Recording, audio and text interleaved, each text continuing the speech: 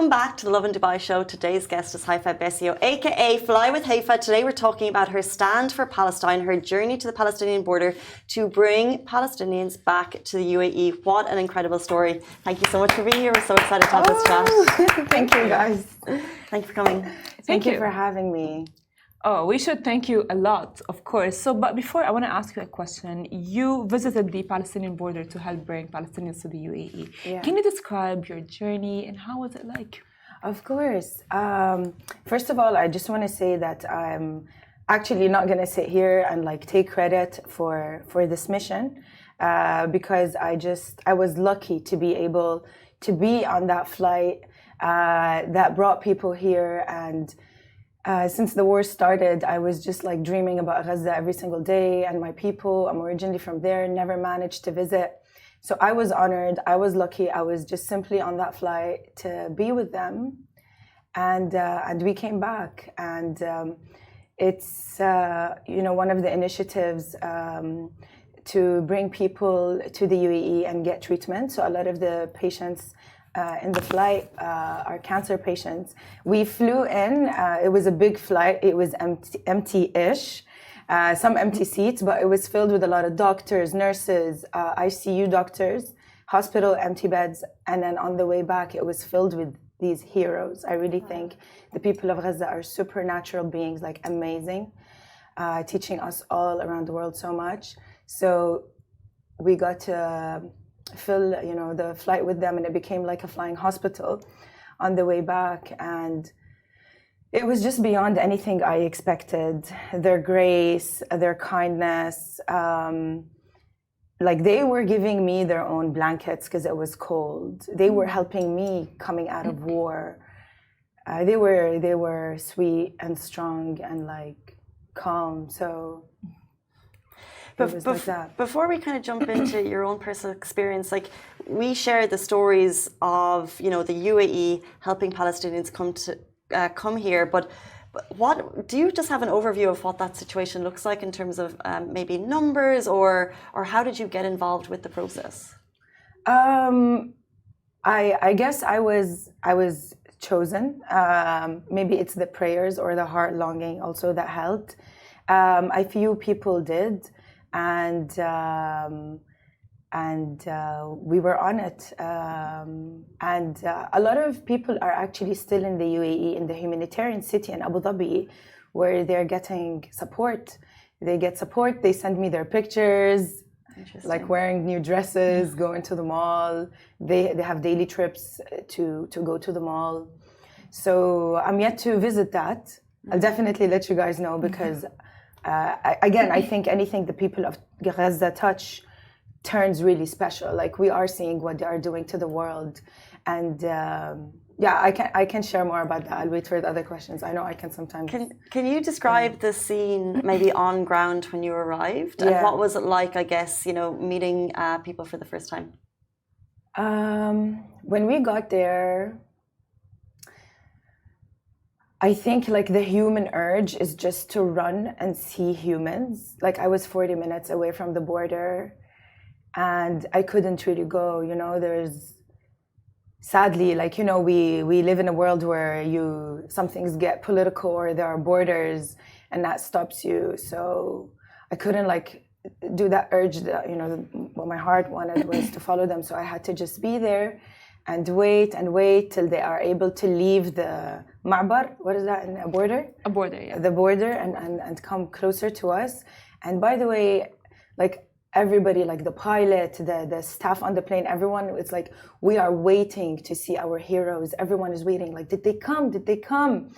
And then people came and there were ambulances ready to have them. And we would just have conversations with them, tell us about the story. And, all they would talk about when I met them is the family that's inside Gaza still. They're my brother is still there, my husband. I can't believe I left them. But they also had to leave for different treatment for either if they were wounded or the cancer. All right. Well, what are some of the challenges that you have faced? Because of course it was not very easy peasy. Get to the border, get the people. Yeah. and come to the UAE. So what are some of the challenges that you have faced getting people? Because I can imagine, maybe you would have wanted to get everyone to the UAE. Yeah. So what are some of the challenges that you have faced? To be honest, it was like a government initiative. So a lot of the back end work was done by them. I think the biggest challenge, again, is not being able to bring everyone in.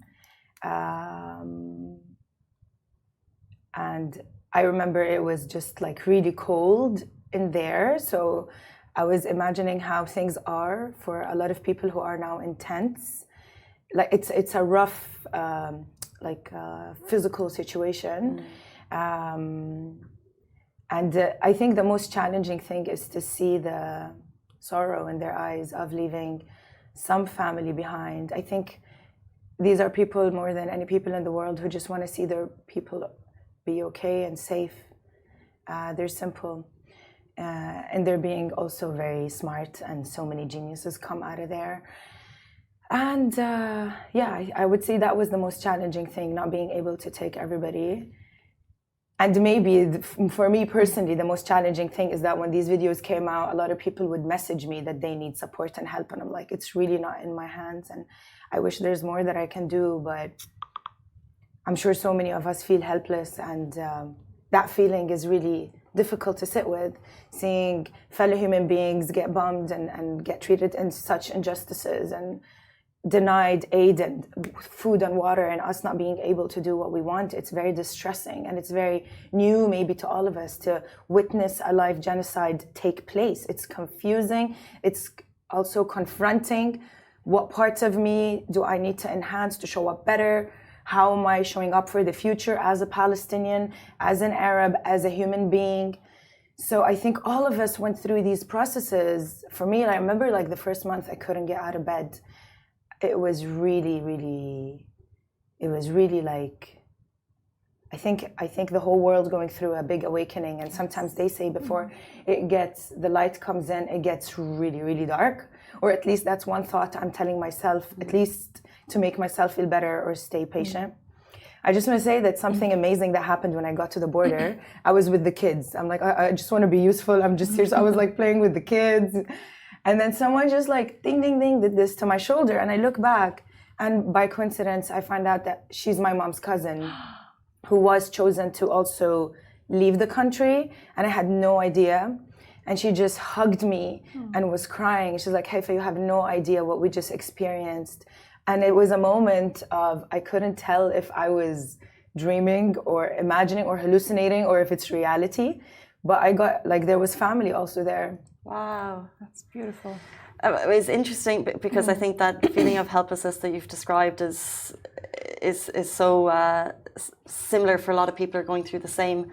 And I'm glad that you touched on a positive moment as well, because I think that's something that we kind of tend to forget to do, that there's at least there's happiness coming, is that you are helping people. Was there any more kind of special moments that you remember that kind of there was a little bit of light in the darkness? I think it was just so cute how they would like share in the airplane, like share food, and the staff were in like complete service mode. Everyone, like if there's an air hostess, I think she felt like they were beyond. Everyone really felt chosen. So it's to see everyone's super excitement, and they're like, I want to come back on another trip. I want to come back on another trip.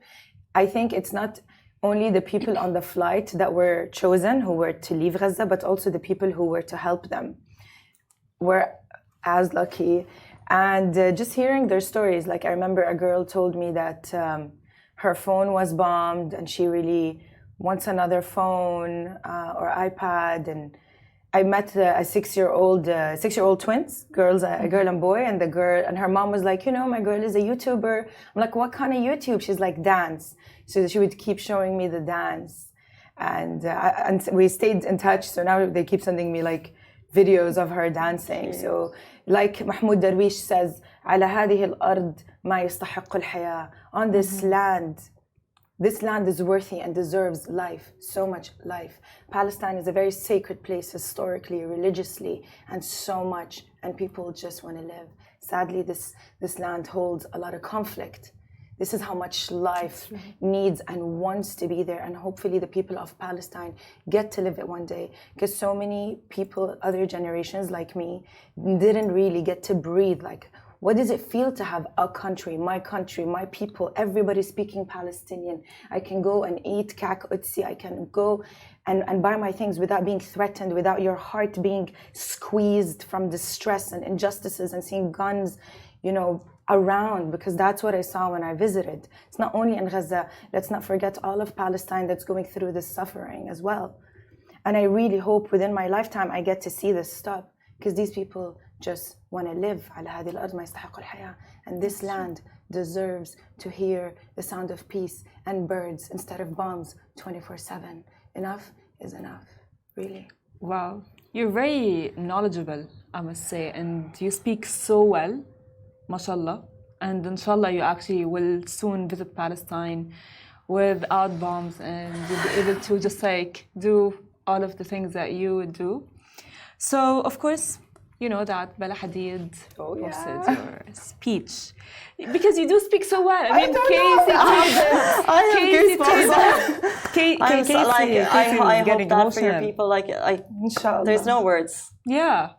There's nothing. We every day mention, the numbers, but we as well do not forget that their souls that are passing away, and this is all due to the genocide and the Israel invasion of Gaza. And Casey's getting really emotional right now. So, which is, of course, it is not easy, seeing the horrific videos. So, again, you're very knowledgeable. You spoke so well. You made everyone emotional. And Bella Hadid, of course, because she reposted that. So how do you feel about that? Of course, because not all content creators or influencers or celebrities do take their platform to talk about it. A lot of celebrities go a bit, I would say, more on the careful side. Yeah. Just to avoid, as well, we know that Bella Hadid, Dior kind of cut ties with her, right? And she stepped back from modeling recently, if you aware of that. So, and she, of course, the main thing is that she reposted your speech. How do you feel about that? Tell us more. I mean, it felt so good and surreal. I don't know how the video got to her. I'm personally a very big fan of Bella Hadid exactly for that reason. I know what it means, especially to be honestly, also in the West and speak up. I know the baggage that could come with, or the distress into her nervous system, into her career, into her safety, and she still did it, and she does it so gracefully, and she speaks up. So for us as the Palestinian youth, that gives us a lot of encouragement, and it's very courageous and powerful. So I'm a big fan. I'm a very big fan of her, and to see that she reposted something, it was really amazing. I'm like, okay, cool. Because, for me, when the war started, actually, it was a choice. You speak up and risk losing some stuff, or no. But I'm like, they are losing their houses. I will speak up. I'll risk it all. Everyone's talking about the algorithm and shadow banned. I've been personally talking about it for years before even this war. I think I was shadow banned even before, but we're not victims of it. We can always rise up all together, and just like Bella Hadid does it, and anybody, by the way, who speaks up, especially from Hollywood. I was watching a speech today from the Oscars. It is risky. We know who this field is controlled by, and that's why I'm personally very passionate about the media and studied the media, because a lot of it is a mission of brainwashing the collective and how we show up. It's a state of hypnotizing. So when you want to shut the voice of the people, then whoever is they can, share their agenda more.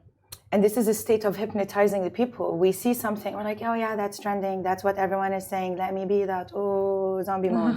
But then with people come and break into that matrix, break into that system, like Bella Hadid, like you, like me, like anybody, then we're doing some glitch to the system, and they really don't like that. That's why they're trying to shut everyone down. And I keep saying, actually, in the Arab world, I'm going to take this chance to like get real here. You know, I love doing that.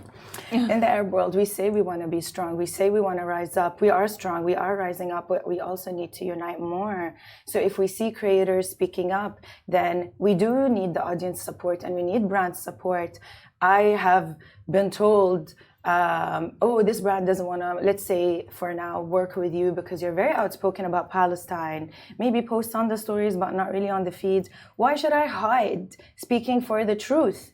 And if we don't unite over it, then what's happening? And again, with every risk that was taken from my place, and it's actually a tough situation to be as an influencer and creator. Like even my posting was, I had many campaigns that were stopped. I couldn't do my normal, you know, day-to-day stuff because it felt so weird. Like, how can I film food and they're starving?